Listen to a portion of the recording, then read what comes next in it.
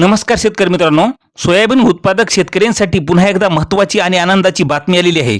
शेतकरी मित्रांनो, आजही पुन्हा सोयाबीनच्या दरात आपल्याला झटपट ही वाढ पाहायला मिळाली आहे।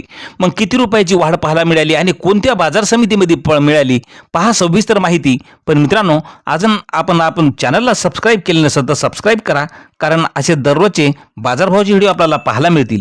पहिली बाजार समिती आहे लोहा या ठिकाणी सोयाबीनला आवक आली आहे 24 क्विंटलची।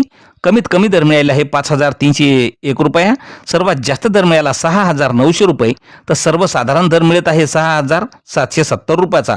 यानंतरची बाजार समिती आहे रिसोड या ठिकाणी सोयाबीनला आवक आली आहे 2100 क्विंटलची। कमीत कमी दर मिळाला आहे 6540 रुपये, सर्वात जास्त दर मिळाला 7000 रुपये, तर सर्वसाधारण दर हा 6800 रुपये मिळालेला आहे। नंतरची बाजार समिती आहे परळी वैजनाथ, आवक आली आहे सोयाबीनला 85 क्विंटलची। कमीत कमी दर मिळाला आहे 6700 रुपये, सर्वात जास्त दर मिळाला 6750 रुपये, तर सर्वसाधारण दर मिळाला 6700 रुपयाचा। यानंतरची बाजार समिती आहे कारंजा या ठिकाणी सोयाबीनला आवक आली आहे 950 क्विंटलची।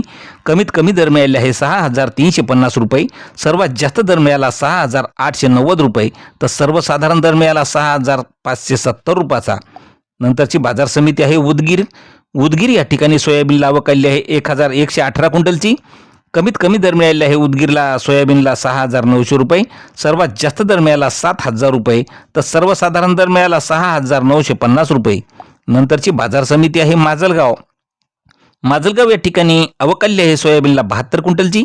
कमीत कमी दर मिळत आहे 4600 रुपये, सर्वात जास्त दर मिळाला 6725 रुपये, तर सर्वसाधारण दर मिळाला 6501 रुपया। यानंतरची बाजार समिती नांदेड या ठिकाणी सोयाबीनला आवक आली आहे 43 क्विंटलची। कमीत कमी दर मिळाले आहे 5800 रुपये, सर्वात जास्त दर मिळाला 6700 रुपये, तर सर्वसाधारण दर मिळाला 6250 रुपये। नंतरची बाजार समिती बार्शी या ठिकाणी सोयाबीनला आवक आली आहे 14 क्विंटलची। कमीत कमी दर मिळाला 6000 रुपये, सर्वात जास्त दर मिळाला 7000 रुपये, तर सर्वसाधारण दर मिळाला 6750 रुपये।